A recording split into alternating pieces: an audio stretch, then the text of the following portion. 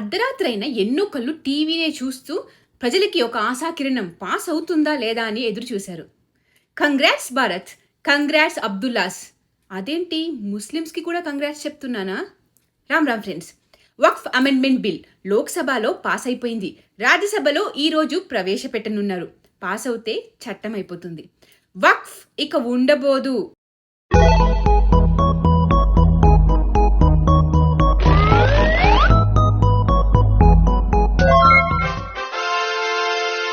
దొంగలందరూ కలిసినా ఏం చేయలేకపోయారు. నీ ఒక్క ఓటు వల్ల ఈరోజు జరిగిందిది. The Waqf act 1995కి దండేసి పాడెకట్టి పంపించబోతున్నారు. ఇప్పుడు ఉన్నది ఉమీద్ యాక్ట్, యూనిఫైడ్ వక్ఫ్ మేనేజ్మెంట్ ఎంపవర్మెంట్ ఎఫిషియన్సీ డెవలప్మెంట్ యాక్ట్గా మార్చేశారు. ఇక నుండి ఉమీద్ యాక్ట్. భారతదేశంలో వక్ఫ్ బోర్డుకి ఉన్న భూమి ఎంత తెలుసా? 9.5 లక్షల ఎకరాలు. హిందుస్థాన్లో మినీ పాకిస్తాన్లా తయారైంది. అందరూ సంబరాలు చేసుకుంటున్నారు. కానీ ముస్లిమ్స్ కూడా థ్యాంక్ యూ మోదీ, జై హో మోదీ అని సంబరాలు చేసుకోవడం ఏంటి?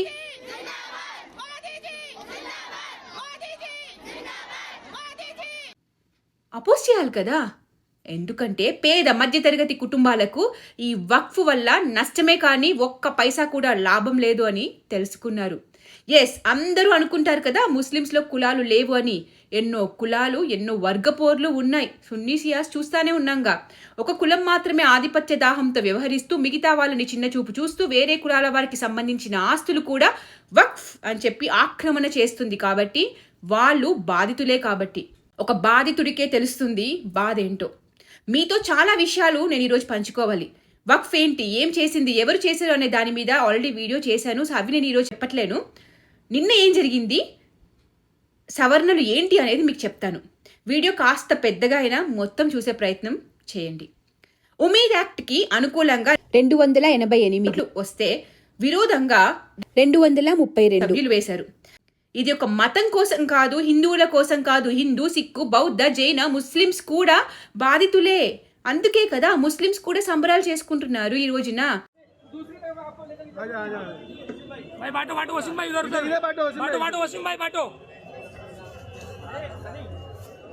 ముస్లిమ్స్ అంటే ఓవైసీ కాదు, ముస్లిమ్స్ అంటే కాంగ్రెస్ మాత్రమే కాదు, ముస్లిమ్స్ అంటే అపోజిషన్ మాత్రమే కాదు కదా.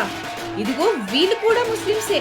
ఇప్పుడు అర్థమైందా ఎవడు హిందూ ముస్లిం అనే అని రెచ్చగొట్టి పబ్బం గడుపుతున్నాడో? ఈ రజాకరే పార్లమెంట్లో వక్ఫ్ పేపర్లని చింపేశాడు. నేను సపోర్ట్ చేయట్లేను అని చెప్పి, నేను ఒప్పుకోను అని. సపోర్ట్ చేసిన వాళ్ళని మేము అందరం గుర్తు పెట్టుకుంటాం, క్షమించే ప్రసక్తే లేదు అని ధమ్కీ కూడా ఇచ్చాడు. సో దీనిని వ్యతిరేకించి అందరికీ అన్యాయం చేద్దామనుకున్న ఈ పార్టీలను, నాయకులను మర్చిపోకండి. ఆంధ్రప్రదేశ్, తెలంగాణలో వక్ఫ్ బిల్లును వ్యతిరేకించిన వారిని ప్రతి హిందువు గుర్తు పెట్టుకోవాలి. వాళ్లకు ఓటు వేయడం అంటే మన చితి మనమే పేర్చుకున్నట్టు అని గుర్తు పెట్టుకోవాలి. ఇప్పుడు వ్యతిరేకించిన వాళ్ళ ఆస్తులను వక్ఫ్ క్లెయిమ్ చేయలేదా అంటే ఈ చట్టంలో మార్పులు రాకపోతే వీళ్ళ ఇల్లు కూడా వక్ఫ్ క్లెయిమ్ చేస్తుంది. మరి ఇచ్చేస్తారా? దారదత్తం చేసేస్తారా? అసలు ఒక పని చేయాలి. వక్ఫ్లో మార్పులను వ్యతిరేకిస్తున్న వీళ్ళందరి ఆస్తులు వక్ఫ్ క్లెయిమ్ చేసుకున్నా ప్రభుత్వం పట్టించుకోదు, జోక్యం చేసుకోదు. వీళ్ళకి మాత్రం పాత వక్ఫ్ యాక్ట్ వర్తిస్తుంది అని చెప్పాలి. దెబ్బకి అందరూ ఎస్ టు అమెండ్మెంట్ అంటారు చూడండి. ఇదంతా జస్ట్ అపీస్మెంట్ కోసం, మైనారిటీ అపీస్మెంట్ కోసం, వాళ్ళ సంతుష్టీకరణ కోసం. వీళ్ళ నెత్తి మీద మాత్రమే కాదు దేశ ప్రజల మీద కూడా భస్మాసుర అస్త్రం పెట్టారు. ఇప్పుడు ఇంకా దాన్ని అలానే పెడతామంటున్నారు. సో వాళ్ళని మర్చిపోకండి. ఇంకా ఎన్నాళ్ళు మైనారిటీస్ అంటే ఎవరు మైనారిటీలు, జనాభా లెక్కలు ఏంటి? ఇప్పుడు ఇంకా ఎన్ని రోజులు మైనారిటీ అని మభ్య పెడతారు? వక్ఫ్లో పనిచేసే వాళ్ళు పబ్లిక్ సర్వెంట్స్, అంటే ప్రభుత్వం నుండి జీతాలు తీసుకుని ఉన్నారు ఇన్ని రోజులు. ఒక పబ్లిక్ సర్వెంట్ హోదాలో చెలామణి అయ్యారు ఇన్ని రోజులు.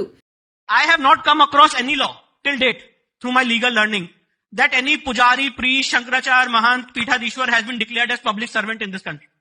None I have come across. But under the Waqf Act 1995, under section 101, the members of the Waqf board and their mutawallis and in the Waqf deed, everyone is declared as public servant. So it means that even if you touch them, it's an offense under the IPC intersection. వీళ్ళ ద్వేషం నరేంద్ర మోదీ మీద, BJP party మీద ఉంటే అర్థం చేసుకోవచ్చు politics అని. కానీ ఆ ద్వేషం దేశ ప్రజల మీద, దేశం మీద ఉంటే అది క్షమించరాని నేరం. వక్ఫ్ బాధితులందరూ బీజేపీకే ఓటు వేస్తామంటున్నారు. ఎందుకంటే వారికి ఆ బాధ తెలుసు. తమిళనాడులోని గ్రామస్తులు, హైదరాబాద్లో అపార్ట్మెంట్ ఓనర్లు, ఢిల్లీ హైకోర్టు అంటారు, బేట్ ద్వారకా అంటారు, కర్ణాటకలోని రైతులు పొలాలు అంటారు. వీళ్ళలో మతం ఎక్కడి నుండి వచ్చింది? బాధితుల వర్గం కదా, వీళ్ళందరూ కూడా బాధితులు మాత్రమే. అయితే బిల్ ప్రవేశపెట్టే ముందు రెండు వైపులా వాదనలు వినే అవకాశం కూడా ఇచ్చారు. క్వశ్చన్స్ అడిగితే ఆన్సర్స్ కూడా చేశారు. ప్రతిపక్షాలు హిందూ ముస్లిం గొడవలు పెట్టడానికి ఇదంతా చేస్తున్నారు అని అన్నారు. ప్రతిపక్షం క్రియేట్ చేస్తుంది దీన్ని హిందూ ముస్లిం గొడవలాగా. ఇది ఈ దేశంలో ఉన్న ప్రతి భారతీయుడి ప్రాబ్లం.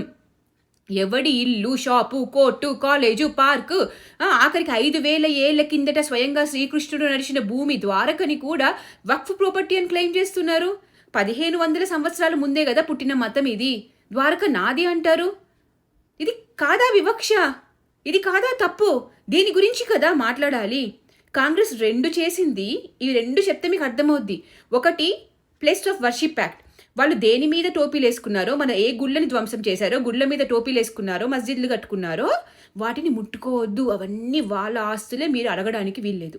హిందువులే కాదు, ఏ మతం వాళ్ళైనా కూడా ఇది నా గుడి, దురాక్రాంతులు వచ్చినప్పుడు టోపీలు వేసుకున్నారు అని మనం అడగడానికి లేదు. అది ప్లేస్ ఆఫ్ వర్షిప్ యాక్ట్. కానీ ఈ దేశంలో ఉన్న ప్రతి ల్యాండ్ అది నాది, ఇది నాది, ఇది వక్ఫ్ది అని అడగచ్చు.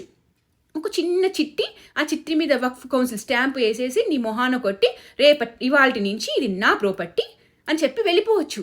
చూసారా? 1 వాళ్ళే తీసుకోకూడదు, 2 మనల్ని లాక్కోవచ్చు. ఇలాంటి చట్టాలు ఎవడైనా చేస్తాడా? చేశాడు అంటే వాడికి ఈ దేశం మీద ఎంత ద్వేషం ఉంది ఒక్కసారి ఆలోచించాలి. ప్రతి ఒక్క భారతీయుడు ఈ 2 ప్రశ్నలకి సమాధానం చెప్పండి. ఇలాంటి చట్టాలు ఎవడైనా చేస్తాడా? అమిత్ షాజీ అయితే ప్రతిపక్షాలను చీల్చి చెండాడాడు. ఈ సభలో ఒక సభ్యుడు అన్నాడు, ఈ చట్టాన్ని మైనారిటీలు స్వీకరించరు అని. నేను అడుగుతున్నా, మీకు అంత ధైర్యం ఎక్కడి నుండి వచ్చింది?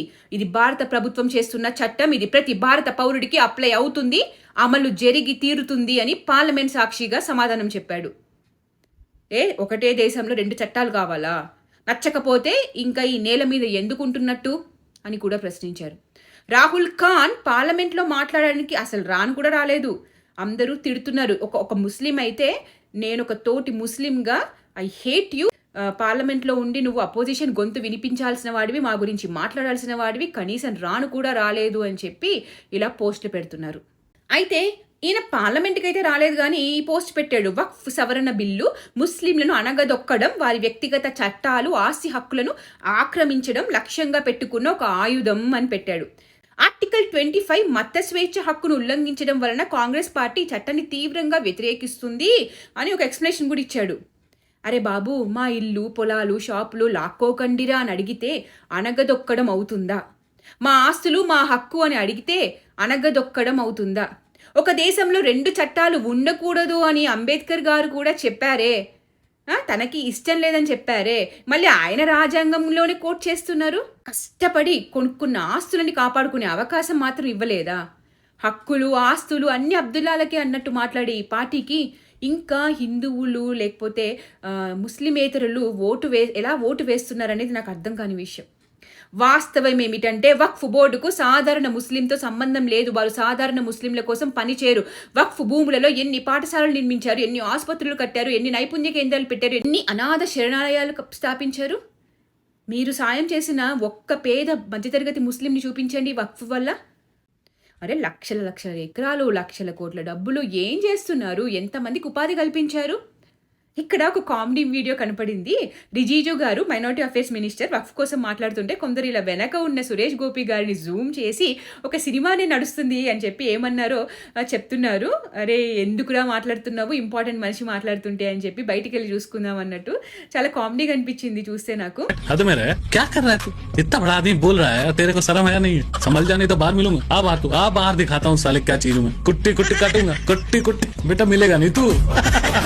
సరే, జోక్స్ పార్ట్. పవన్ కళ్యాణ్ గారు 2009లోనే ఎలాంటి పదవుల్లో లేనప్పుడే వక్ఫ్లో సవరణలు డిమాండ్ చేశారు. 2010లో లాలూ యాదవ్ గారు కూడా వక్ఫ్ని అదుపులో పెట్టడానికి చట్టం చేయాలని పార్లమెంట్ సాక్షిగా అడిగాడు. సో బీజేపీ ఈ రోజున అదే చేస్తే మతోన్మాద పార్టీ అని చిత్రీకరిస్తున్నారు. మీరు వేసిన ఒక్క ఓటు ఈ రోజున ఏం చేసిందో తెలుసుకోవాలనుకుంటున్నారా? వక్ఫ్ నిర్వచనంలోనే మార్పు. ఈ బిల్లు ప్రకారం, కొత్త సవరణ ప్రకారం వక్ఫ్ ఆస్తిని ప్రకటించాలంటే ఆ వ్యక్తి కనీసం 5 సంవత్సరాలు ఇస్లాం మతాన్ని ఆచరించి ఉండాలి. ఆ ఆస్తికి యజమాని అయ్యి ఉండాలి. వక్ఫ్ బై యూజర్, దీర్ఘకాల ఉపయోగం ఆధారంగా వక్ఫ్గా గుర్తించడం అనే నిబంధనను తొలగించారు. అయితే ఈ బిల్లు పాస్ అయిన తర్వాత ఇప్పటికే నమోదైన వక్ఫ్ బై యూజర్ ఆస్తులు వాటి స్థితిని కొనసాగిస్తాయి, వివాదం లేనట్లయితే. కాకపోతే అన్ని వివాదంలో ఉన్నవే కదా. సెక్షన్ 40ని రద్దు చేసింది. సెక్షన్ 40 ఈ దేశంలో ఏదైనా ఆస్తిని వక్ఫ్ ఆస్తిగా ప్రకటించడానికి అనుమతించే section. Most draconian section of Waqf act అని చెప్పొచ్చు. Section 40 gave the power of the Waqf Board to declare any land it believed to be Waqf land. No documentation required, no evidence required. Any land it believed, it could declare it as Waqf property. ఈ సెక్షన్ని తొలగించేశారు. వక్ఫ్ board సభ్యత్వంలో మార్పులు తీసుకొచ్చారు. వక్ఫ్ బోర్డులలో ముస్లిం మహిళలు మరియు గిరిజన వర్గాల నుండి కనీసం ఒక సభ్యుడు ఉండాలి. షియా, ఓహ్రా, పాస్మాండా ముస్లిమ్స్ కూడా బోర్డులో చేర్చబడతారు. 2 నాన్ ముస్లిం సభ్యులను కూడా చేర్చాలని ప్రతిపాదించారు. అయితే తెలుగుదేశం పార్టీ సూచన మేరకు నాన్ ముస్లిం సభ్యుల చేరికను రాష్ట్ర ప్రభుత్వాల అధికారంలోకి వదిలివేశారు. వక్ఫ్ ఆస్తుల రిజిస్ట్రేషన్. అన్ని వక్ఫ్ ఆస్తులను కేంద్రీయ పోర్టల్లో 6 నెలల్లోగా నమోదు చేయాలి. అయితే టీడీపీ సూచనతో ఈ గడువును పొడిగించే అవకాశం కల్పించారు. ఒకవేళ సరైన కారణం చూపితే వక్ఫ్ ట్రిబ్యునల్ 6 నెలల వరకు అదనపు సమయం ఇవ్వవచ్చు. వివాదాల పరిష్కారంలో మార్పు తెచ్చారు. గతంలో వక్ఫ్ బోర్డు ఒక ఆస్తిని వక్ఫ్గా ప్రకటించే అధికారం కలిగి ఉండేది. ఇప్పుడు ఈ బిల్లు ద్వారా ఆ అధికారం తొలగించబడింది. వివాదాస్పద ఆస్తుల విషయంలో జిల్లా కలెక్టర్కు బదులుగా రాష్ట్ర ప్రభుత్వం నియమించిన సీనియర్ అధికారి, జాయింట్ సెక్రటరీ స్థాయి అధికారి ఉండాలి. వాళ్ళు నిర్ణయం తీసుకుంటారు. ఈ నిర్ణయాన్ని హైకోర్టులో సవాలు చేయవచ్చు. వక్ఫ్ అలల్ ఔలాద్ అంటే కుటుంబ వక్ఫ్. కుటుంబ వక్ఫ్లో వారసులు, ముఖ్యంగా మహిళలు వారసత్వ హక్కుల నుండి వంచితం కాకుండా చూడాలని నిబంధన విధించారు. అంటే women also have equal rights అని. ట్రిబ్యునల్ నిర్మాణంలో మార్పు తీసుకొచ్చారు. వక్ఫ్ ట్రిబ్యునల్లో ఇప్పుడు 3 సభ్యులు ఉంటారు. ఒక జిల్లా జడ్జి, ఒక జాయింట్ సెక్రటరీ స్థాయి అధికారి మరియు ముస్లిం చట్ట నిపుణుడు ఇంకొకరు. ప్రభుత్వ ఆస్తులపై నియంత్రణ తీసుకొచ్చారు. ఒక ఆస్తి ప్రభుత్వానికి చెందినదిగా గుర్తిస్తే అది వక్ఫ్ ఆస్తిగా పరిగణించబడదు. ఈ నిర్ణయం తీసుకునే అధికారం రాష్ట్ర ప్రభుత్వ నియమిత అధికారికి ఇవ్వబడింది. ఇందులో ఏ భాగం మతపరమైనది, రాజ్యాంగ విరుద్ధమైనది చెప్పండి?